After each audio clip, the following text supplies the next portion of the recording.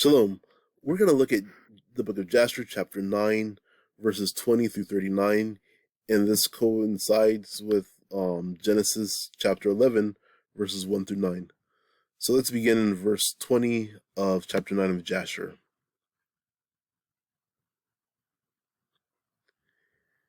And King Nimrod reigned securely, and all the earth was under his control, and all the earth was of one tongue and words of union.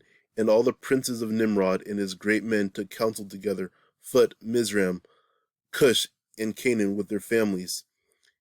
And they said to each other, Come, let us build ourselves a city, and in it a strong tower, and its top reaching the heaven, and we will make ourselves famed, so that we may reign upon the whole world, in order that the evil of our enemies may cease from us, that we may reign mightily over them, and that we may not become scattered over the earth on account of their wars. It's kind of interesting. God commanded humanity to take dominion over the whole earth, but they chose to stay in one place. So that's in verse 22. Let's pick it up in verse 22. And they went before the king, King Nimrod, and they told the king these words, and the king agreed with them in this affair, and he did so. And all the families assembled, consisting of 600,000 men, and they went to seek an extensive piece of ground to build the city and the tower. And they sought in the whole earth, and they found none like the one valley at the east of the land of Shinar, about 2 days' walk, and they journeyed there, and they dwelt there. So Shinar is in the vicinity of Babylon. Or maybe I should say Babylon is probably actually in the vicinity of Shinar.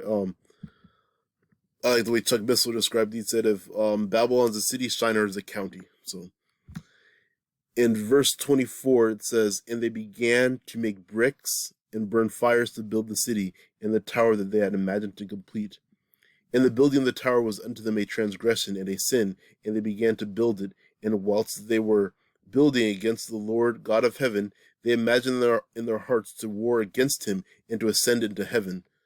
So that's a very interesting detail that that's not included in the Genesis account, that this tower was actually kind of an effort 100% against God. I know a lot of preachers today, they say it was pretty much just a way to kind of like escape, to kind of protect themselves against any kind of potential future flood, but in Jasher kind of makes it clear they were actually ready to make war against God. Verse 26, And all the people and all the families divided themselves in three parts. The first said, We will ascend into heaven and fight against him. The second said, We will ascend to heaven and place our gods there and serve them. And the third part said, We will ascend to heaven and smite him with bows and spears. And God knew all their works and all their evil thoughts, and he saw the city and the tower which they were building. Verse 27, And when they were building, they built themselves a great city and a very high and strong tower, and on account of its height, the mortar and the bricks did not reach the builders in their ascent to it until those who went up had completed a full year, and after that they reached to the builders and gave them the mortar and the bricks. Thus was it done daily. And behold, these ascended and others descended the whole day, and if a brick should fall from their hands and get broken, they would all weep over it. And if a man fell and died, none of them would look at him. So it was just the complete devaluation of human life. You know, even a brick is more important than a human life. How depraved, right? Verse 29, And the Lord knew their thoughts, and it came to pass, when they were building, they cast the arrows toward the heavens, and all the arrows fell upon them filled with blood. And when they saw them, they said to each other, Surely we have slain all those that are in heaven.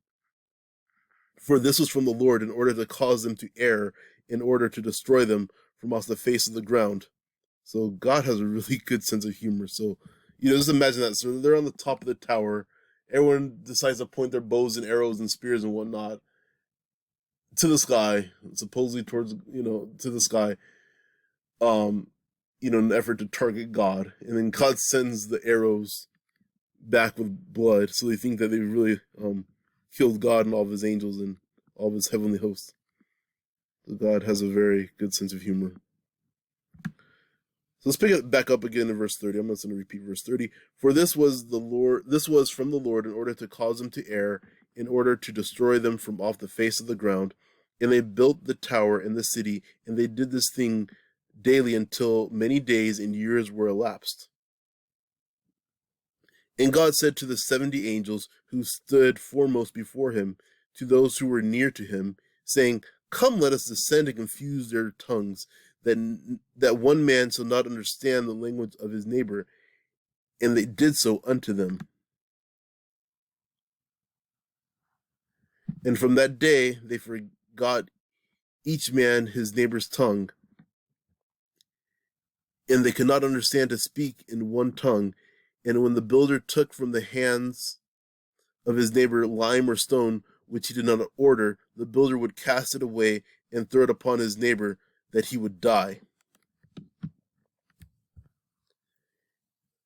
And they did so many days, and they killed many of them in this manner.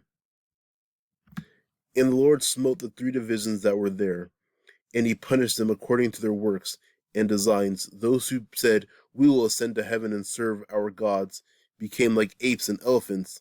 And those who said, We will smite the heavens with arrows, the Lord killed them, one man through the hand of his neighbor. In the 3rd division of those who said, We will ascend to heaven and fight against him, the Lord scattered them throughout the earth.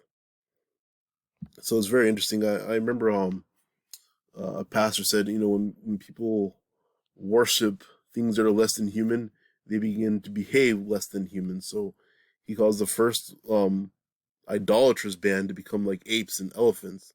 It kind of brings to mind when Nebuchadnezzar was kind of in Daniel chapter 4, when he was having a moment of arrogance, and the Lord gave him the mind of an ox. So anyway, very interesting judgments, right? And then at the end of the day, they end up having to be scattered. At the end of the day, they thought that they were gonna establish themselves and stay in one place, but God scattered them and confused their languages, and that's how we have different languages even today. Verse 36. And those who were left amongst them, when they knew and understood the evil which was coming upon them, they forsook the building, and they also became scattered upon the face of the whole earth, and they ceased building the city and the tower thereof. He called the place Babel, for there the Lord confounded the language of the whole earth. Behold, it was at the east of the land of Shinar. And as a tower which the sons of men built, the earth opened its mouth and swallowed up 1/3 part thereof, and fire also descended from heaven and burned another third. And the other third is left to this day, and it is that part which was aloft in the circumference is 3 days' walk. Wow. And many of the sons of men died in that tower, a people without number. So it's very interesting. The Genesis account is not nearly as detailed, but this really gives a very detailed account of what happened, how the tower was destroyed, how Genesis doesn't mention how the earth swallowed 1/3 of it, and then fire burned another 1/3 of it, and then only 1/3 was left, right? And as the circumference was huge, it said it would take you like 3 days to walk around it, right? So yeah, I think it's very interesting, very fascinating, this account. And if you found this video fascinating, please remember to like and hit the subscribe button and the notification bell. Thank you very much.